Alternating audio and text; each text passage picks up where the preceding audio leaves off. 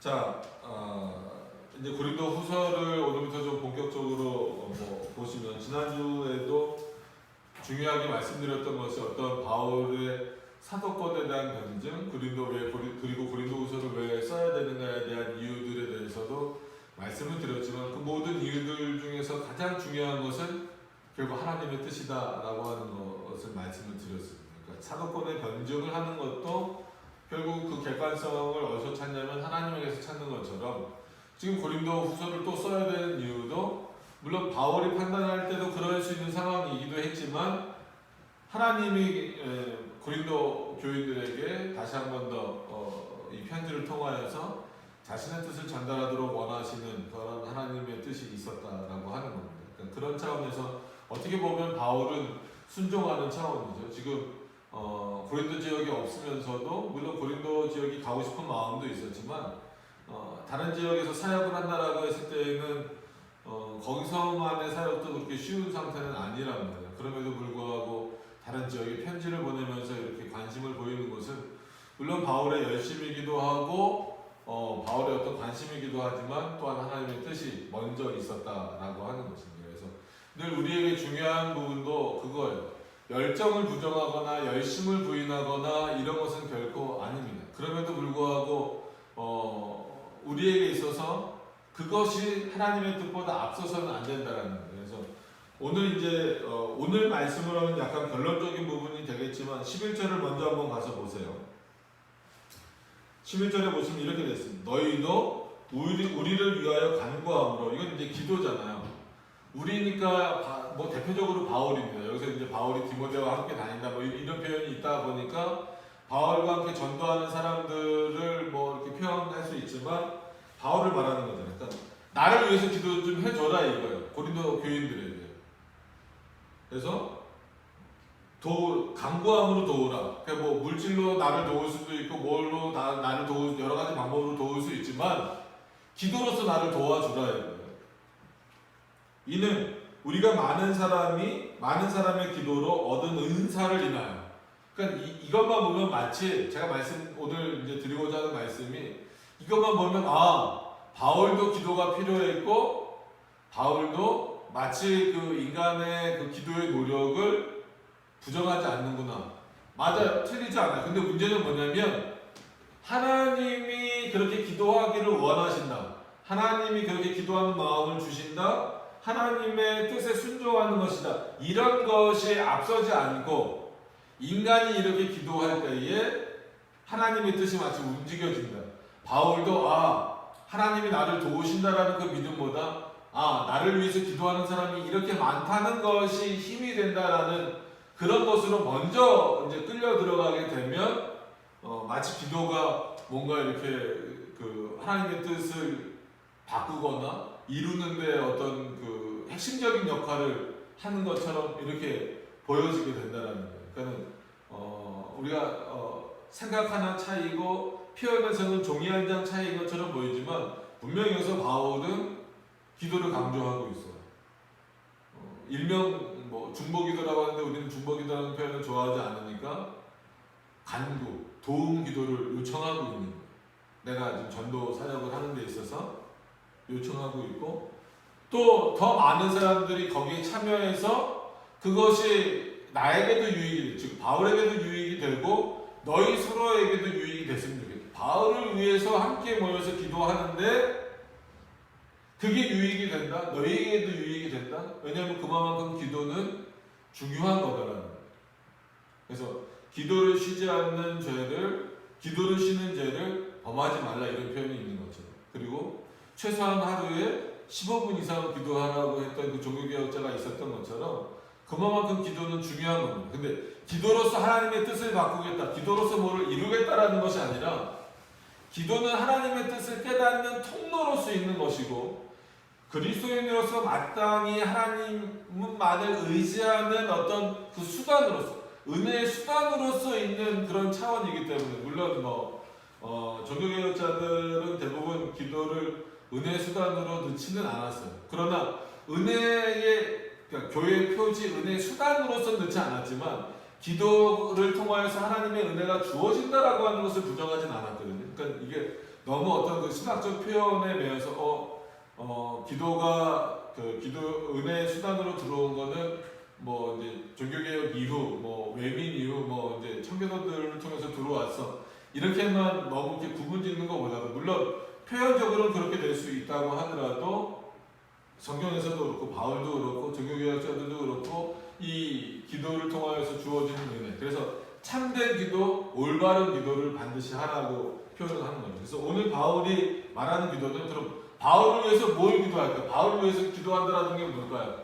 그의 사역을 위해서 기도하는 거예요. 바울의 사역을 위해서 기도하는 것은 결코 바울에게만 유익을 주는 것이 아니라 너희에게도 유익이 있다라고 하는 거예요. 그래서 올바른 사역을 위해서 기도하는 것.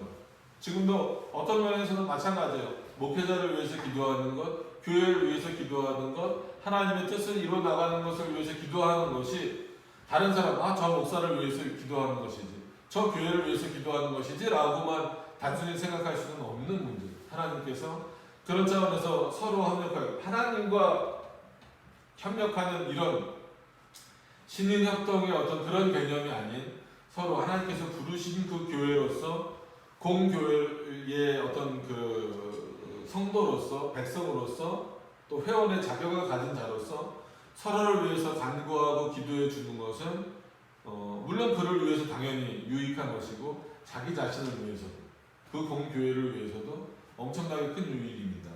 유익이다라고 말하고 있는 겁니다. 그래서 그걸 은사로까지 표현을 하고 있는 겁니다. 바울. 그 은사를 인하여 많은 사람도 우리를 위하여 감사하게 하라. 결국 그 기도의 끝은 감사예요. 이건 단순히 바울에 대한 감사가 아니죠. 누구에 대한 감사입니까? 하나님께 대한 감사예요. 그래서 기도하는 자는 좀 덧붙여야죠. 요즘에는 그렇지 못한 좀 그릇된 기도들이 많으니까.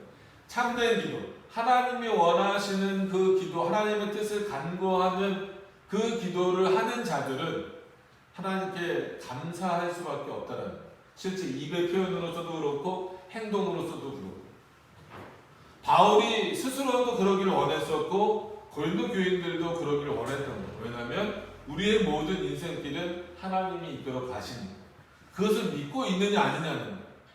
참된 기도라고 하는 것은 물론 내용에도 있습니다. 어떤 내용으로 기도하느냐도 굉장히 중요하죠.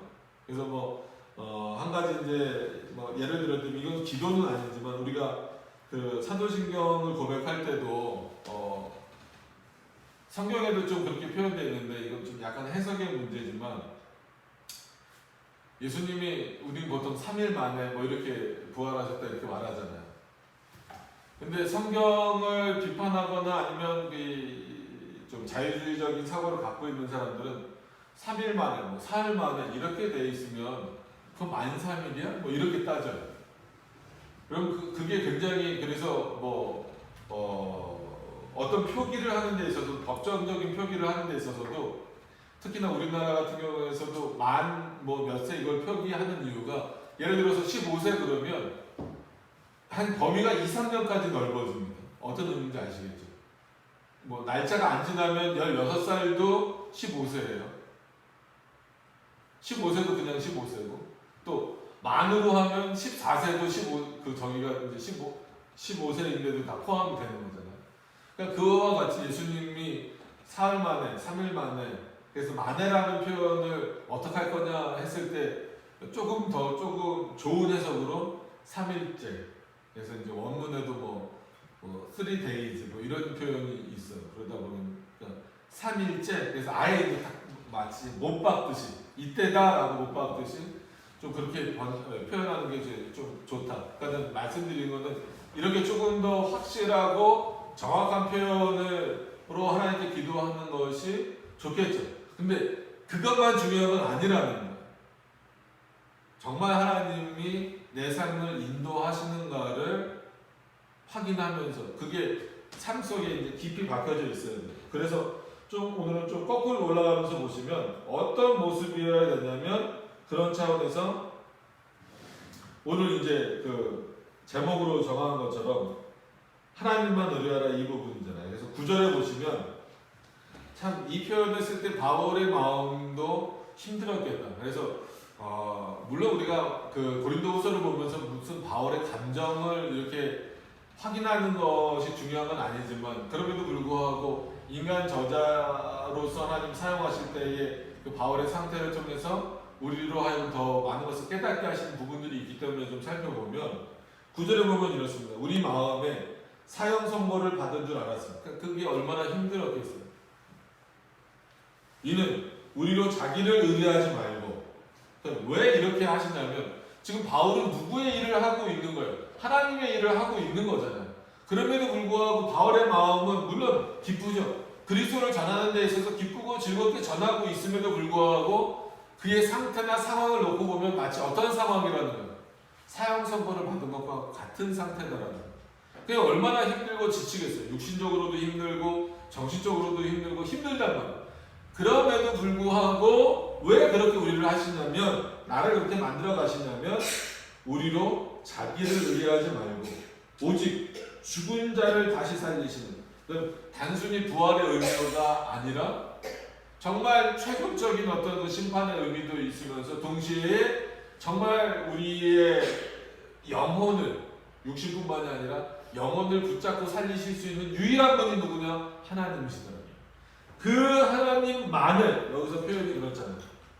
죽은 자를 다시 살리시는 하나님만 의뢰하게 하십니다. 이게 바울이 말하고 있는 믿음이에요. 이게 바울이 말하고 있는 기도에 있어서의 이런 마음을 갖고 있는 자가 하는 기도를 하나님이 들으시고 이런 마음을 갖고 있는 자의 기도를 나도 듣기 원하는 그러니까 같이 그런 자가 나에게 기도해 줬으면 좋겠다. 그게 너희 누구였으면 좋겠다라는 거예요? 고린도 교인들이었으면 좋겠다라는 거예요. 그래서 우리가 반드시 기도해야 됩니다. 그랬을 때 어떻게라고 했을 때에는 형식적인 내용도 있어요. 그래서 주님이 가르쳐 주신 그 기도를 우리가 기독교 강의를 통해서 살펴보면서 어떻게 기도해야 될 것인가 그 기도의 기본적인 틀들은 다 배웠잖아요. 그런 어떤 형식적인 내용도 중요하면서 동시에 어떤 마음, 정말 하나님만 의뢰하는 마음, 그런 마음을 가지고 서로를 위해서 기도하는 모습, 그것이 하나님이 원하시는 모습이고 교회가 서로 합력하는 모습이고 성도가 서로 합력하는 모습이고 진짜 이때로 말하면 목회자와 지금으로 말하는 목회자와 성도, 이때는 말 그대로 사도와 성도가 서로 협력하고 합력하는 그런 모습들이다라고 하는 거예요. 자, 그런 차원에서 오늘 내용을 좀 들어가서 보시면 바울이 어떤 면에서는 조금 뭐라 그럴까요? 이렇게 다른 사람들에게 권면하고 위로할 때 우리가 좋은 말로 할 때도 있잖아요. 괜찮아, 괜찮아 할 때도 있지만 어떻게 할 때도 있어요. 내 모습을 봐. 너 힘들어? 그래. 그럼 내 모습을 봐. 한마디로 나도 살고 있어. 너희는 그러니까 나보다 상황이 조금 더 좋잖아. 그러니까 더 힘을 내고 살아야지. 이렇게 위로를 하는 경우도 있잖아요. 어떤 이런 예로 놓고 봤을 때에는 오늘 표현은 좀 후자에 가깝습니다. 너 힘내, 괜찮아. 너에게는 뭐 밝은 미래가 있어. 이런 차원에서 위로가 아니라 내 삶을 한번 보고 비교해봐. 너희가 어떻게 살아야 되는가. 그러니까 이런 겁니다. 그래서 위로라는 표현이 되어 있지만 여기서 그 위로라고 하는 단어의 뜻 중에는 이제 헬라어를 살펴보면 권면하다. 그러니까 권면이 뭔지 아시죠? 혼내는 게 아닙니다. 정말 힘을 북돋아 주고 어떤 면에서는 뭐 잘못된 부분을 고쳐주는 그런 의미도 있지만 다시 한 번 더 힘을 주는 그런 차원이기 때문에 권면이라고 해석할 수 있는 단어도 이제 위로라고 이제 표현이 되고 있습니다. 자, 그래서 6절 내용으로 좀 들어갈게요. 우리가 환난 받는 것도 그럼 누가 환난을 받는 거냐면 바울이 환난을 받는 거예요. 그러니까 바울이 어떤 환난을 받았는가라고 하는 것은 우리가 성경을 좀 봤거나 좀 성경을 좀 이렇게 설교를 듣거나 공부를 했던 사람들은 다 알 수 있는 거죠. 정말 죽을 수 있는 위기를 여러 번 넘기고 있는 게 바울의 모습이잖아요. 그러니까 그런 환난을 받는 것도, 그러니까 내가 환난을 받는 것도 너희의 위로와 구원을 위함이다. 그러니까 어떤 면에서는 아니 왜 바울이 받는 환난이 고린도 교회에게 위로와 구원이 될까? 구원을 위하는 것이 될까? 아니면 또 위로받는 것도, 즉 바울이 위로받는 것도 너희의 위로를 위함이다. 이게 왜 바울에게 위로를 주는 것도 너희를 위함일까? 그 뒤에 이제 답은 나와요. 이 위로가 너희 속에 역사하기 때문이다. 바울이 여러 환난을 겪으면서도 하나님의 말씀을 전한 모습을 보면서 저 바울에게 저렇게 죽음의 경계선을 넘나들면서도 하나님의 말씀을 증거하고 그리스도를 증거하는 바울에게 하나님의 위로가 있듯이 우리들에게도 뭐가 있겠구나? 하나님의 위로가 있겠구나. 이거를 깨달은 나를 보면서 야, 바울 얼마나 힘들까? 나는 저렇게 못 살아. 그러니까 나는 복음을 전하는 거를 조금 한다. 왜냐면 그리스도를 전하면 저 바울처럼 되면 어떡해? 이런 마음을 가지라는 것이 아니라 오히려 더 담대하게 그렇게 많은 죽을 고비를 넘기면서도 그럼에도 불구하고 또 하나님의 말씀을 증거하러 나가는 바울. 그를 위로하시는 하나님. 위로하신다고 하는 것은 뭐예요? 여기서 위로는 하나님이 여전히 그를 이끌고 계신다는 거예요. 그 모습을 보면서 너희도 위로를 받으라는 거예요. 하나님이 독특하게 바울만 그렇게 이끄시는 것이 아니라 고린도 교인들 너희들도 하나님이 그렇게 이끄실 것이다. 그렇기 때문에 너희에게 환난과 고난이 온다 할지라도 누구를 보면서 바울을 도우셨던 하나님이 우리도 도우실 거야라는 믿음을 가지고 너희도 이겨내라는 거예요. 이런 위로를 지금 바울이 하고 있는 거죠.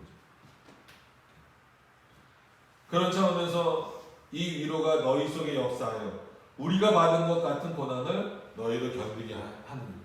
이게 나도 고난받았으니까 너희도 고난받아야 돼. 모든 그리스도인은 고난받는 거예요. 이런 차원으로서 말하는 것이 아니라 정말 그리스도의 고난에 동참하는 것은 하나님 그냥 내버려 두시지 않는다는 거죠.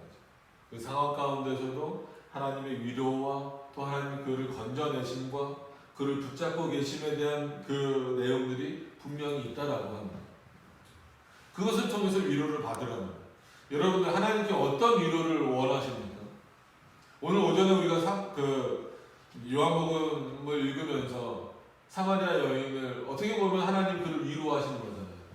유대인들이 아주 사마리아인들, 여인들은 더 그랬지만 사마리아인들은 진짜 벌레만도 못하게 취급하고 있었잖아요. 그래서 우리가 지도를 봐도 알지만 이렇게 가로질러 가면 굉장히 가까운 거리인데 사마리아 지역을 지나가야 되니까 보통 어떻게 가요? 이렇게 삥 돌아가요. 먼 거리지만. 근데 예수님은 지금 어떻게 하신 거예요? 그대로 지나가시는 거예요.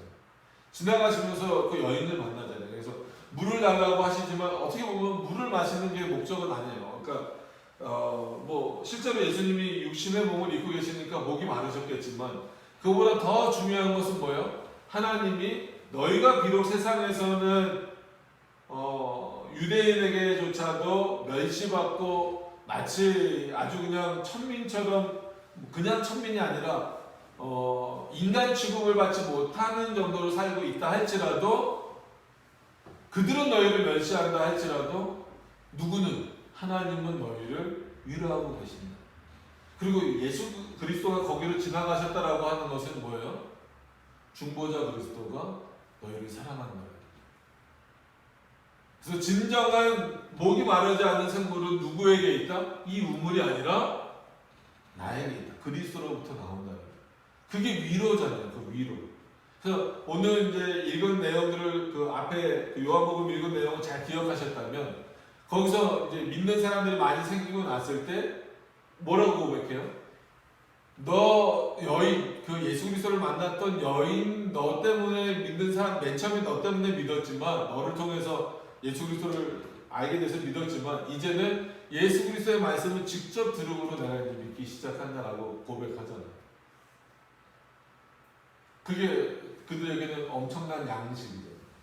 내게는 제자들에게도 말씀 너희가 알지 못하는 양식이 있다. 그러니까 그때 사마리아인들이 예수 그리스도를 믿었다라고 해서 갑자기 세상적인 지위가 높아지는 게 아니란 말이에요. 그럼에도 불구하고 그들이 그리스도를 믿음으로 인하여서 세상은 알 수 없는 영원한 샘물과 영원한 양식을 먹고 마시게 되는 거예요. 지금 오늘도 마찬가지예요. 바울도 그렇게 힘들고 어려운 어떤 그 삶을 살아가고 있음에도 불구하고 나는 누구의 위로함을 확인하고 있다? 하나님의 위로하심을 확인하고 있다. 이게 확인되어지는 자가 하나님만 의지할 수 있고 서로를 위해서 기도할 수 있다라고 하는 거예요. 그래서 하나님이 나를 인도하신다는 걸 알아야 너희도 견디게 하신다. 우리도 그리스도의 고난에 동참했을 때 견디게 하신다. 그리스도인으로 사는 게 그렇게 쉬운 문제가 아니라고 말씀을 드렸습니다. 참 여러 가지로 어렵죠. 특히나 이런 시대에 더 어렵습니다. 문화적으로도 그렇고 경제적으로도 그렇고 학교에서도 마찬가지. 사방을 마치 우겹사임을 당하는 듯한 이런 상황 가운데에서 더 그렇다라고. 그렇기 때문에 바울은 오히려 자신의 모습을 비추면서, 그러니까 고린도 교인들에게 드러내면서 그 위로하심이 얼마나 큰가를 확인케 합니다. 그러면서 7절로 넘어가서 보시면 너희를 위한 우리 소망이 견고함. 이건 뭐예요?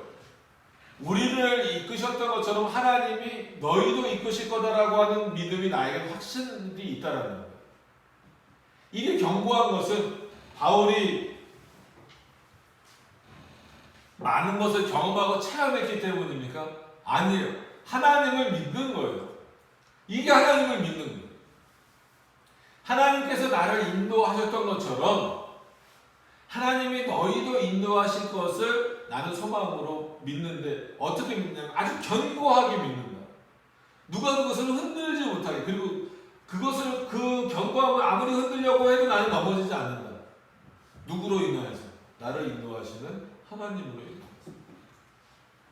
그러니까 너희도 그런 소망을 가지라는 거예요. 그래서 너희를 위한 우리 소망이 견고함은 너희가 고난에 참여하는 자가 된 것 같이.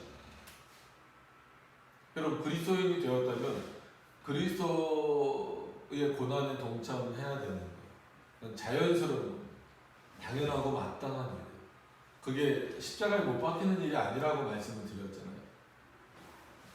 자기의 즐거움과 기쁨과 인간적인 정욕과 이런 것들을 내려놓고. 왜냐하면 사람들은 본성적으로 그걸 다 좋아하는 거예요. 단순히 어떤 그런 눈에 보이는 죄악이나 타락이나 그런 것들이 아니라 할지라도 삶의 모든 방향성들이 이제 자신을 향하던 거에서 누구를 향하는 것으로 바뀌어야 되기 때문에 그래요. 하나님을 향하는 것으로, 하나님의 뜻을 이루는 것으로 바뀌어야 되기 때문에 어떤 면에서는 그것 자체가 힘든 거예요. 근데 그것을 힘들어하지 말라는 거죠. 그것 때문에 어렵거나 고통스러워하지 말라는 거예요.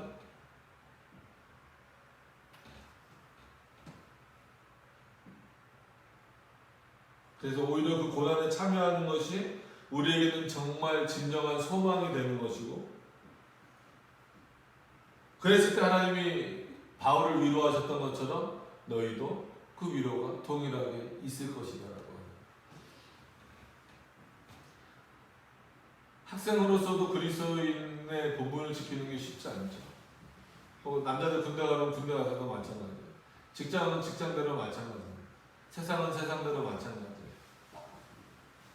점점 더 그렇죠. 앞으로 더 심해질 수밖에 없습니다. 모든 문화들이 다 그래요. 그래서 저도 이제 인터넷 뉴스를 보다가 본 건데 참 거기도 다른 사람들이 보면 신학대라고 보여질 수 있겠지만 우리는 우리 쪽 신학교는 아니죠. 그러니까 아예 기독교 신학교는 아니지만 사상적으로도 좀 약간 진보적인 사고를 갖고 있는 곳이긴 해요.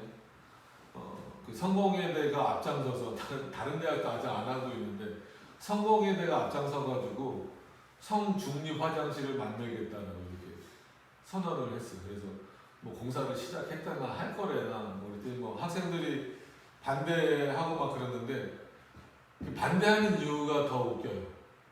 반대하는 이유가 뭐냐면 정말 어떤 그런 이념이나 뭐 그래도 뭐 이제 우리 쪽은 아니지만 해도 뭐 천주교 쪽에서 이렇게 나온 뭐 불교회 쪽에서 나온 이런 것이라고 뭐 그런 신학교니까 신학적인 입장 때문이 아니라 어느 특정 학과의 연구비를 이렇게 돌려서 그 이제 성소수자들을 위한 화장실을 만들겠다라고 한 거라는 거예요. 그러니까 거기서 만나는 그래서 왜 우리 연구비를 빼가냐. 그러니까 그거 자체를 반대하는 게 아니라 왜 우리 연구비를 빼가냐 이거죠. 제가 이렇게 말씀드리는 이유는 이런 거를 예를 드리는 건 뭐 뉴스로 보기도 했지만 참 지금 이런 시대라는 거예요. 앞으로 학교에서도 어떻게 가르칠지 몰라요. 그래서 뭐 이미 외국에서 그런 경우도 있고 우리나라도 뭐 그런 경우가 있다고 하잖아요. 애들한 뭐 초등학교 애들한테도 그렇게 물어보는 성이 몇 개니? 요즘에 뭐 당연히 우리의 답은 남성과 여성입니다. 근데 그건 틀린 거야. 제3의 성이 있어. 뭐 이렇게 가르치는 어떤 그런 시대가 됐잖아요. 예를 들어 드리는 거예요. 그러니까 왜냐하면 눈에 보이는 이런 것 하나 이겨내지 못하는 상황이 되면 더 깊은 신앙의 내용들은 이겨낼 수가 없어요. 지금 바울 시대는 그 정도는 아니었지만 어떻게 보면 더 복음의 핵심적인 내용이잖아요. 그리스도의 어떤 부활하심을 믿느냐, 믿지 않느냐. 이게 굉장히 중요한 문제다라고 하는 겁니다. 그러니까 이 당시에 있어서는 지금 어떻게 보면 바울이 전도할 때 이방인들에게도 전도하긴 했지만 하나님을 믿는 사람에게 누구를 전하고 있는 거예요? 그리스도를 전하고 있는 그런 차원이죠. 그렇기 때문에 어떻게 보면 지금하고는 더 차원이 다른 그런 어떤 어려움이 있었겠죠. 지금은 이제 우리의 예를 들어서 한번 말씀을 드려보는 거예요. 이런 시대다 참 어려운 거예요. 그러면서 한 가지 예를 듭니다. 8절에 형제들아. 이런 표현은 어떻게 보면 바울이 얼마나 고린도 교회뿐만 아니라 성도들을 사랑하는 것, 하나님의 백성을 사랑하는 것라고 하는 것을 나타낼 수 있는 그런 표현이라고 한번 말씀을 드렸지만 오늘도 또 말씀을 드립니다. 피가 섞이지 않았습니다. 진짜 가볍도 않아요. 그럼에도 불구하고 형제들아 이렇게 부릅니다. 형제들아 우리가 즉 바울과 그의 일행들이 아시아에서 당한 환난을 너희가 알지 못하기를 원치 않으니 모를 수 없지 않느냐 이거 다 알지 않느냐. 그래서 대표적으로 사도행전을 쭉 보시면 바울이 얼마나 환난을 많이 겪었는지 특히나 이제 그 누가가 사도행전 9장 10장 이때쯤 기록한 내용을 보면 바울 때문에 도시 전체가 시끄러웠다는 거예요. 그러면 생각해 보세요. 지금처럼 인터넷이 발전하거나 어떤 통신이 발전한 시대여서 뭐가 이렇게 확 퍼져나가는 상황도 아니었단 말이에요. 그럼에도 불구하고 도시 전체가 시끄러울 정도였다면 그 당시 바울이 전하고 있는 내용이 얼마나 그 당시 사람들에게 있어서 받아들이기 어려울 정도의 큰 문제가 되는 내용이었는가. 그리고 바울을 쫓아내거나 죽이려고 하거나 막 그 도시 전체가 설안에 휩싸일 정도의 그 내용이 되었다라고 하는 것은 엄청난 파장이었다라는 거예요. 그렇기 때문에 그 지역에 같이 있지 않았던 고린도 지역에 있는 사람들도 그 얘기를 안 들을 수 없을 정도다라는 거예요. 그럼 바울이 얼마나 힘들었겠어요. 근데 뭐라고 말해요? 왜 이렇게 하냐면 힘에 지나도록 즉 너희가 알지 못하기를 원치 않으니 힘에 지나도록 심한 고생을 받아 사회성화까지 끊어져. 어느 정도로 내가 힘들었냐면 정말 힘에 부친다. 힘에 부쳤다. 참 어떤 면에서 보면 바울이 자기 자신을 다 보여주는 거예요. 그게 쉽지 않거든요. 보통은 일반적으로 이렇게 리더십, 요즘에 이제 리더십 교육이나 대학원 과정에는요 아예 CEO 과정도 있어요. 뭔지 아시죠? CEO가 뭐 리더십 과정이나 이런 거 할 때 그 주로 핵심적으로 가르치는 게 뭐냐면 좀 표현이 그렇지만 뭐 밑에 사람에게 그리고 특히나 앞에 선 자는 자신의 나약한 모습을 보이지 말아라. 연약한 모습을 보이지 말아라. 힘들어도 안 힘든 척, 아파도 안 아픈 척 해라. 물론 그게 틀린 건 아니야. 그래야 흔들리지 않고 잘 끌고 갈 수 있어. 그리고 뭐 개인적인 일을 뭐 한마디로 집에서 뭐 안 좋았던 일을 공적인 일에 적용시키지 마라. 그러니까 뭐 그런 경우 있잖아요. 뭐 집에서 뭐 부부싸움을 했는데 앞에 서갖고도 막 괜히 그날 짜증내고 막 화내고 만약에 선생님이 그런다, 목사가 그런다 그러면 안 되죠 당연히. 이런 것들을 일반적으로 말하지만 어떤 면에서는 바울도 그런 강인한 모습이 누구보다도 있었어요. 리더십을 뭐 배우지 않았어도 자신의 연약함이나 아픔이나 고통이나 이런 것들을 그렇게 많이 말하지 않았어요. 오히려 그럼에도 불구하고 담대해라, 뭐 해라 이런 표현을 썼지만 오늘은 바울이 그렇지 않았어요. 아까 말씀드린 대로 그래 너희가 내가 그 아시아에서 당한 일이 얼마나 힘든 일인지 봤지. 나도 힘들었어. 얼마나 힘들었냐면 정말 힘에 부치도록 야 지친다. 우리 그런 표현 많이 쓰잖아요. 아 정말 이거는 힘에 부쳐. 이건 내 능력 밖이야. 이건 정말 감당하기 힘들어. 그런 상태다. 그리고 뭐냐면 그 고생이 얼마나 심했냐면 사회 소망까지 끊어져 버렸다. 이 표현을 바꿔 말하면 쉽게 말하면 뭡니까? 죽고 싶다는 얘기죠. 죽고 싶었다는 그만큼 힘들고 어려웠다는 얘기예요. 누구조차? 바울조차. 그럼 바울이 왜 이런 얘기를 하겠어요? 왜냐하면 데살로니가를 보면 옥에 갇혔을 때도 바울의 표현은 어떤 표현이에요? 너희는 항상 기뻐하라. 쉬지 말고 기도하라. 범사에 감사하라. 이게 바울의 위로 방식이었잖아요. 그죠? 나 너무 힘들어. 나 지금 여기 옥에 갇혀서 죽을 것 같아. 이렇게 표현하지 않았어요. 내가 비록 거기 있어도 난 항상 기뻐. 난 늘 주님께 기도해. 난 늘 감사해. 그런 바울의 마음이 바뀐 것이 아니라 하나님의 위로가 얼마나 큰지를 보여주기 위해서 자기의 어떻게 민낯을 드러낸다? 민낯을 드러낸다는 표현은 좀 그렇죠. 자기의 어떤 그 솔직한 감정을 다 드러내는 거죠. 그래 나도 너무 힘들었다. 하나님의 일이지만 하나님이 나를 보호하시고 인도하신다라고 하는 것을 알고 있지만 그래도 정말 내 힘에 부치는 일이고 사회 소망이 없을 정도로 위협이 있는 상황이었다. 그래서 실제 표현적으로 보면 구절에 우리 마음에 사형 선고를 받은 상태랑 똑같았다는 거예요. 이것은 칼빈이 표현하기를 바울의 인간적인 연약함이다라는 거예요. 실제로 바울은 어떤 마음이었냐? 야 이러다 내가 곧 죽겠다는 거예요.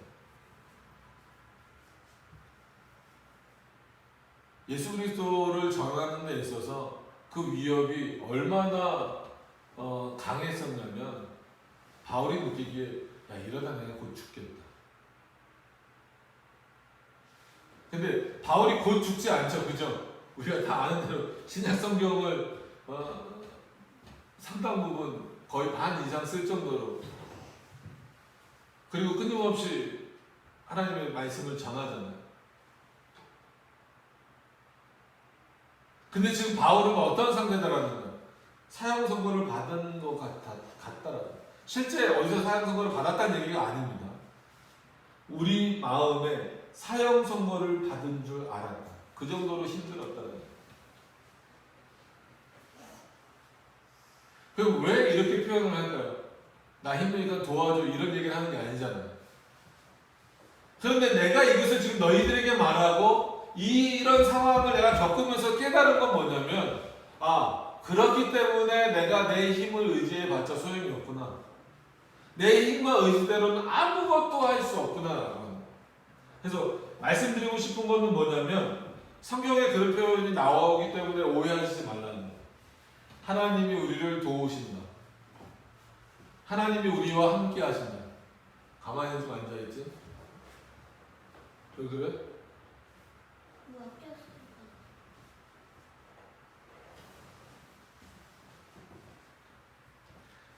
여러분, 하나님이 우리를 돕는다라고 하신 표현을 플러스의 개념, 더하기의 개념으로 생각하면 안 돼요. 인간은 그렇죠. 누굴 좀 도와줘 하는 거는 뭐예요? 예를 들어서 뭐 무거운 물건을 들고 가는 분을 도와준다라고 했을 때는 그걸 가서 자기가 다 직접 들어주는 경우도 있지만 같이 들어주는 경우가 도와주는, 그거는 플러스예요. 그죠? 우리가 누구를 돕는다는 것은 플러스의 개념이에요. 막 무거운 리어카 끌고 갈 때 막 뉴스에 그런 거 나오잖아요. 막 밑에서 청년들이 뭐 끌어줬다, 뭐 고등학생들이 끌어줬다. 그건 플러스예요. 대신 끌고 가 주더라도 어차피 그건 내가 끌고 가야 되는 거기 때문에 플러스 개념. 그래서 우리에게 있어서 돕는다라는 차원은 플러스 개념이라는 거예요. 근데 더하기 개념이 뭐가 더해진다는 거예요. 그러니까 원래 내가 어느 정도 해야 돼, 이만큼을 했는데 야 이거 도저히 내가 못하겠다 했을 때 도와주는 개념입니다. 근데 이 개념을 하나님이 우리를 도우시는 분이다라고 했을 때 그대로 적용하는 경우가 많아요. 아, 내가 어느 정도는 해야 하나님이 도우시지. 아니면 내가 이 정도 하나님이 도우셔도 그래도 내가 이 정도는 하는 거지. 이게 전형적으로 성경을 깨버리는 거예요. 이게 알미니안주의 사고고 어떤 그 펠라기우스적인 사고. 하나님이 우리를 도우신다라고 하는 것은요, 우리는 아무것도 없다라는 거예요. 아무것도 없는, 진짜 요즘엔 제로란 0이라고 하는 개념도 너무나 이제 그 다양하지만 어쨌건 아무것도 없는 상태에서 주시는 거예요. 그게 하나님의 도우시는 거예요. 19일 채워야 되는데 내가 1일을 채우고 하나님이 8, 9를 주신다 이런 개념이 아니에요. 아무것도 할 수 없는 상태에서 모든 것을 다 주신다라는 거예요. 오늘 본문도 마찬가지예요. 여러분, 바울에 대해서 바울을 본받아야 됩니다. 바울이 얼마나 힘들었을까요? 라고 여러분들한테 설교하면서도 조심스러운 것은 그래 바울이 이렇게 열심히 했으니까 하나님이 바울을 도우셨겠지.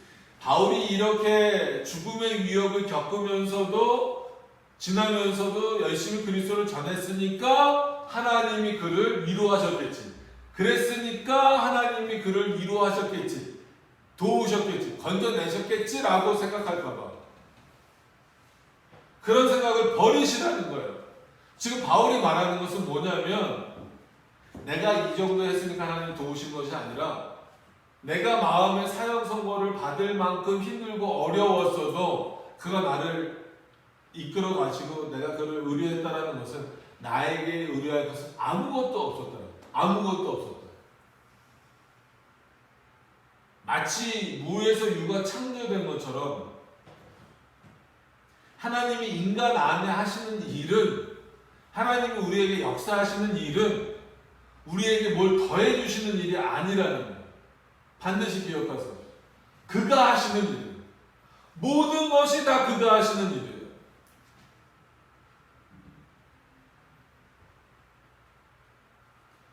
이걸 깨달았기 때문에 오히려 바울은 원망하지 않아요. 솔직한 얘기로 하나님이 우리를 도우신다, 하나님이 우리를 위로하신다, 하나님이 우리와 함께 하신다, 하나님을 의뢰해야 된다라는 사고를 갖고 있어도 그게 나에게 플러스다. 내가 어느 정도 한 것에 하나님이 보상이다. 하나님이 나를 더 은혜를 주시는 것이다. 이렇게 더해 주시는 것이다 라고 생각하는 사람들은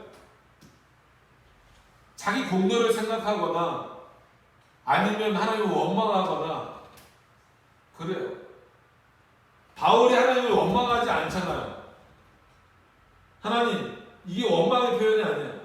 나 정말 그리스도를 전하다가 내 힘에 부칠 정도입니다. 나 못하겠습니다. 나 정말 삶의 희망을 잃어버릴 정도입니다. 나 이제 못하겠습니다. 그거 하나님 뭐 도와주시든지 저 반대편 사람들을 물리쳐 주시든지 이렇게 해주세요. 이게 아니라는 거예요.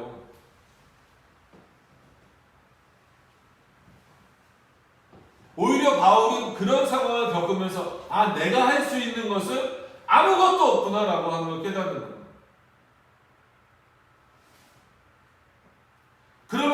그렇기 때문에 하나님이 나를 위로하신다, 나를 도우신다라고 하는 것은 100%는 하나님이 다 100% 하신다는 거예요.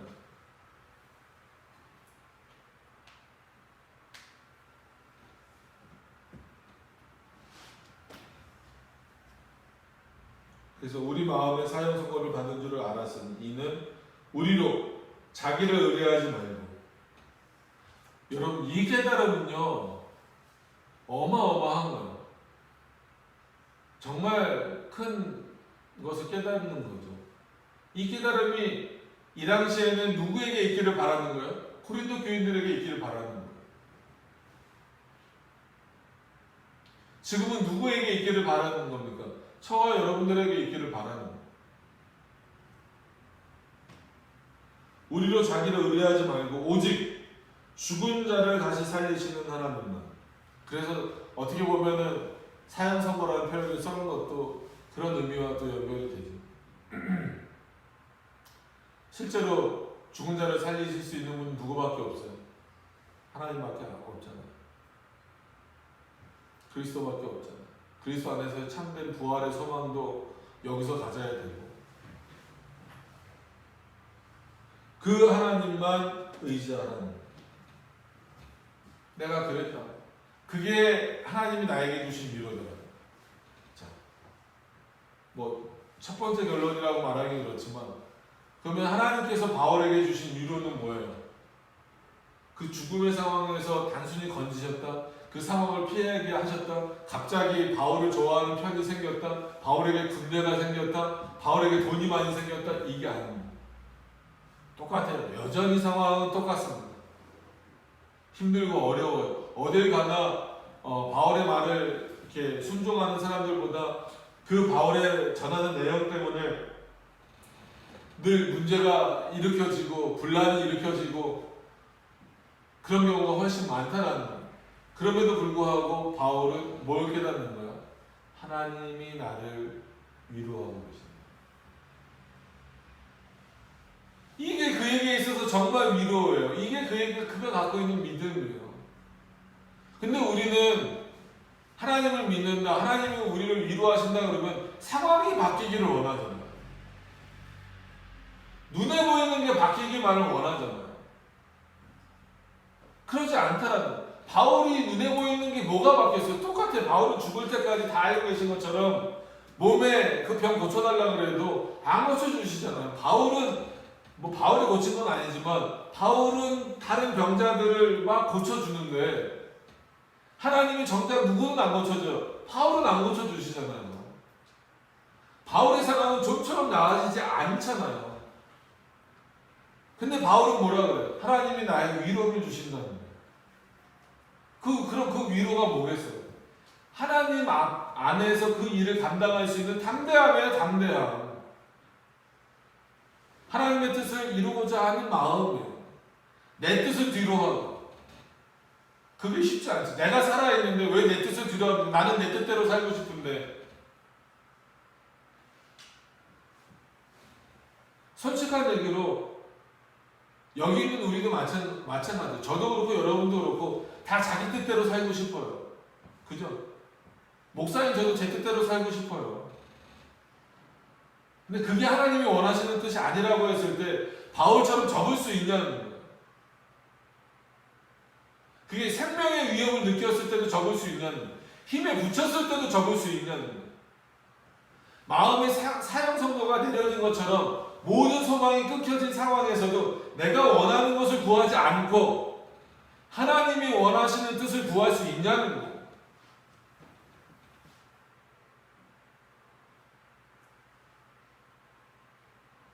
바울이 지금 고린도 교인들에게 요구하는 수준은요, 단순히 예수 믿고 구원받아라가 아니에요.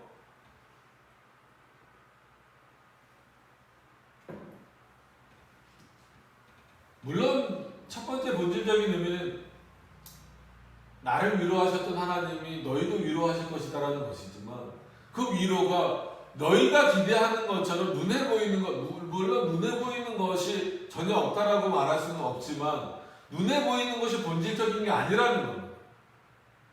그 하나님의 위로가 우리 눈에 보이는 것이 아니라 할지라도 어떤 면에서는 다시 말해서 눈에 보이는 것이 아니기 때문에 더 확실하고 분명한 거예요. 왜? 우리 마음에 새겨주시는 거니까. 그 눈에 보이는 것을 어려움이라고 고난이라고 여기지 않도록 하시니까. 어떤 의미인지 아시겠어요? 분명히 지금 이 걸어가야 될 길이 가시밭길이에요. 고난의 길이에요. 누구에게 있어서? 바울에게 있어서.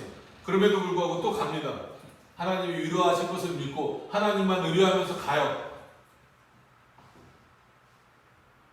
누구 뜻에 순종하면서, 하나님의 뜻에 순종하면서. 그래서 지난 시간에도 말씀드렸어요. 그래서 결국은 하나님의 뜻이 누구의 뜻이 되는 거예요? 내 뜻이 되는 거예요. 근데 우리는 기도를 하면서도 자꾸 바꿔요. 우리가 기독교 강요에서 주기도문에서 칼빈이 설명할 때도 그거잖아요. 내 뜻을 하나님께 관철시키려고 기도하지 말라는 거예요. 기도하는 이유는 하나님의 뜻이 궁극적으로 내 뜻이 되도록. 오해하지 마세요.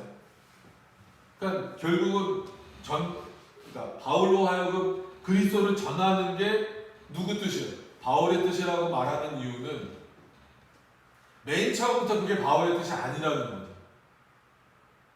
무슨 말씀인지 아시겠죠? 누가 그게 바울의 뜻이 되도록 하시는 거예요? 하나님이 그렇게 하시는 거예요.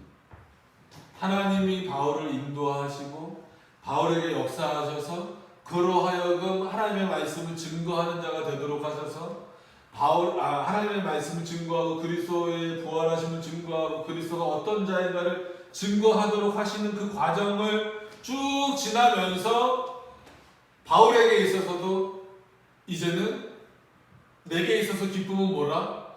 하나님을 전하는 것. 그리스도를 전하는 것이 내 뜻이 된다. 이게 중요한 겁니다. 이게 신앙이고요. 이거를 하나님 앞에 간구하면서 살아가셔야 되는 거예요. 결국은 하나님이 나에게 원하시는 뜻이 내 뜻이 되도록. 그렇게 하기 위해서는 뭐예요? 나를 의지하면 안 되죠. 내 뜻을 의지하면 안 되죠. 하나님만 의지하는. 우리를 위로하시는, 우리를 인도하시는, 우리를 그 죽음의 사망에서 건지시는 하나님만 의지하는.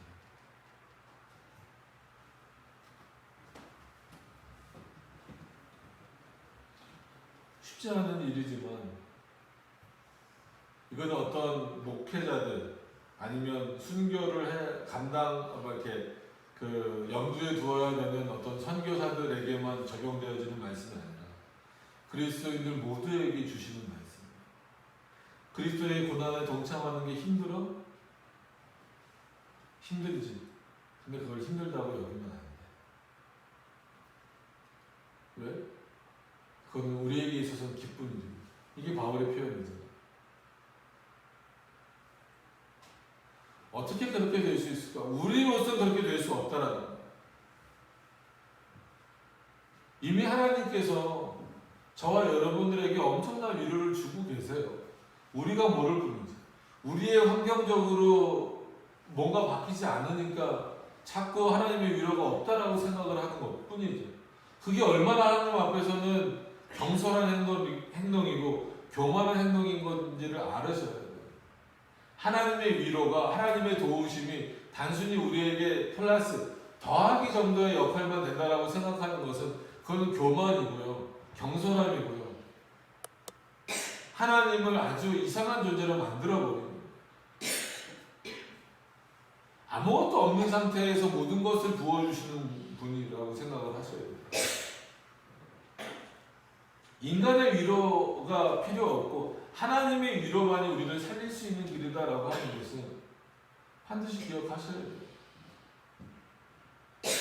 그것을 믿는 자들이 서로 기도하라고 11절에 말씀하고 있는 거예요. 10절에 그가 이같이 큰 사망에서 우리를 건지셨고 또 건지시리라. 이게 바울의 소망이고 믿음이에요. 여러분, 바울은 이거를 실질적으로 여러분 체험하고 있었던 거죠. 그죠? 죽음의 위협에서, 진짜 생명의 위협에서 건져내셨어요. 여러 번 건져내셨어요. 그거를 또 믿기 때문에 그리스도를 전하러 가는 거예요. 그리고 실제로 우리의 영혼도 누가 건져주시는 거예요? 하나님이 건져주시는 거예요. 하나님이 붙잡고 계시니까. 그가 이같이 큰 사망에서 우리를 건지셨고 또 건지시리라. 또한 이후에라도 건지시기를 그를 의지하여 바라노라. 너무나 멋진 신앙 고백 중에 하나예요. 우리는 그 베드로의 신앙 고백을 아주 최고로 치죠. 물론 맞습니다. 그죠? 주는 그리스도시 살아계신 하나님의 아들이신 이거보다 더 훌륭한 고백이 어디 있어요? 그렇지만 이것도 이 바울의 어떤 그 고백도 그냥 멋지다라고 표현하기에는 부족한, 우리를 건지셨고 또 건지시라. 또한 이후에라도 건지시기를 그를 의지하여 바랍니다. 이게 하나님께 해야 될 간구의 핵심적인 내용이다. 단순히 내 목숨을 살려주세요 정도가 아니라, 지금 왜 바울이 살아야 됩니까? 바울이 살아야 되는 이유가 뭐예요? 예수 그리스도를 전하기 위해서 살아야 되는 거예요. 바울이 살아야 되는 목적은요, 가족 때문도 아니에요. 좀 솔직히 냉정하고요. 부인이 있어요, 가족이 있어요. 바울에게는 아무도 없잖아요. 그럼 여기 이제 고린도 교인들에게 편지를 보내는 거니까 바울이 고린도 교인들을 위해서 살아야 된다라고 표현을 한다고 했을 때도, 바울이 그럼 고린도 교인들을 위해서 왜 살아야 돼요? 말씀을 전하기 위해서 살아야 되잖아요. 바울의 지금 고백은요, 내가 살아야 되는 이유, 내가 건짐을 받아야 되는 이유는 내가 잘 먹고 잘 살기 위해서가 아니라, 내가 좀 더 이 세상에서 오래 살고 싶어서가 아니라, 복음을 전하기 위해서 건져주시길 원한다는 거예요. 내가 조금 더 살기 원한다는 거예요. 그러나 그렇지 않고 하나님 데려가시면 그것 또한 하나님의 위로다라는 거예요. 죽음조차도 바울은 뭘로 받아들이는 거예요? 하나님의 위로, 하나님의 인도하심. 이런 신앙이 점점 없어지는 거예요. 한국교회 교인 수가 줄어든다? 여러분 어떻게 들으실지 모르지만 저는 더 줄어야 된다고 생각해요. 이 코로나로 인하여서 어떤 면에서는 가라지들이 조금 걸러내지는 그런 상황이 되는 것 같은데, 그런 거품과 같은 성도들은 더 걸러줘야 돼요. 어떤 면에서 보면 외형적으로만 너무 커버렸어요.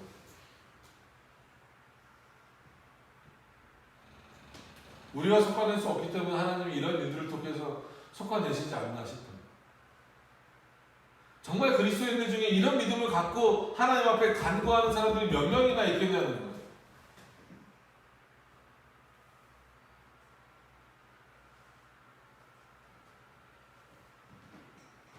인간의 마음은 그렇게 연약하고요. 때로는 하나님 앞에서 자기만 생각해요. 하나님의 뜻을 생각하지 않고 하나님의 뜻이라고 말하면서도 결국은 다 자기 뜻이에요.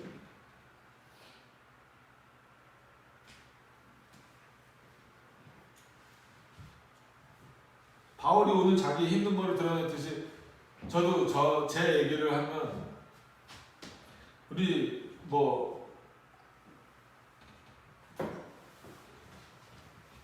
가족분들은 다 같이 겪었고, 성도님들도 겪은 분들은 겪었지만, 저쪽 백은역에 있으면서 재개발 때문에 10몇 년을 힘들었단 말이에요.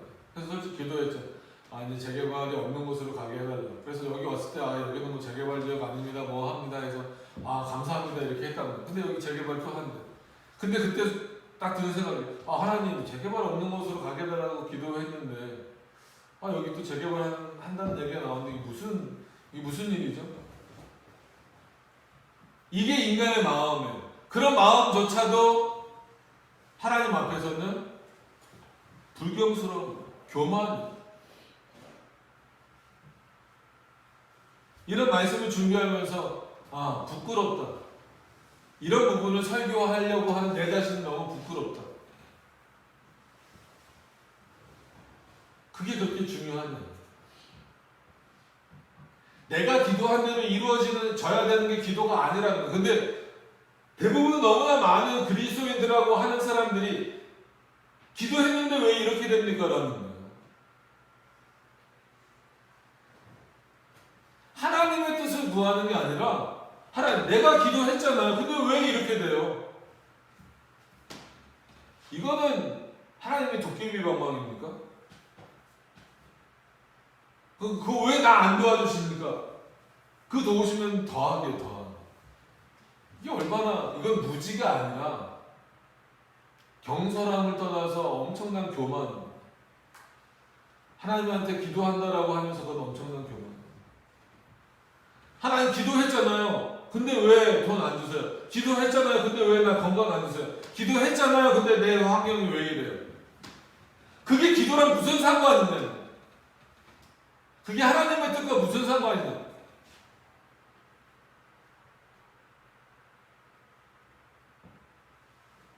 어저께 저녁에도 너무 어지럽더라고요. 갑자기 저는 원래 24시간 어지럽다고 말씀드렸는데 너무 어지러워서 어저께 저녁에는 솔직한 얘기로 그 정도까지 이제 애들은 자고 있었고 집사람한테 얘기하진 않았지만 응급실을 지금 가야 되나? 내일 예배를 정상적으로 드릴 수 있을까? 를 넘어서서 오늘 바울이 표현한 것처럼 이렇게 누워있다가 죽을 수도 있겠다라는 생각이 들 정도였어요. 그때 오늘 이 설교를 준비했었기 때문에 그래도 하나님이 도우실 것을 믿습니다. 그건 단순히 어지러움이 사라질 것을 믿습니다가 아니라 거기서는 어떻게 되든지 다 하나님의 뜻입니다. 그런 마음을 가지려고 했다는 거예요. 여러분 굉장히 어려운 문제입니다. 다시 한번 10절을 보고 11절로 넘어갈게요. 그가 이같이 큰 사망에서 우리를 건지셨고 또 건지시리라. 또한 이후에라도 건지시기를 그를 의지하여 바라.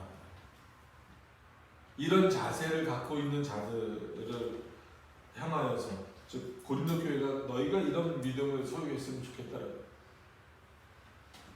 너희도 11절에 너희도 그런 믿음을 가지고 그런 마음을 가지고 하나님만이 너희를 도우시고 너희의 의뢰함의 대상이 된다라는 것을 믿는 너희도 우리를 위해서 간구해줘.